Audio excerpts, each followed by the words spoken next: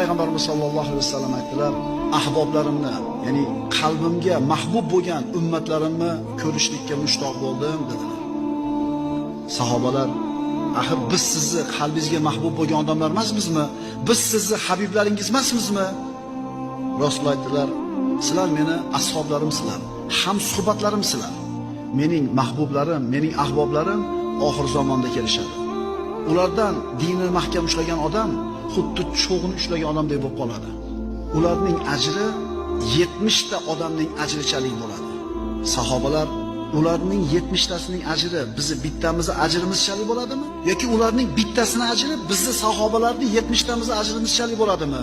Deganida, ularning bittasining ajri sizlarning 70 talarda ajri bilan teng bo'ladi. Nimaga deb so'rash sahobalar. Aytdilarki, chunki sizlar haqning ustida yordamchilar bor. Men turibman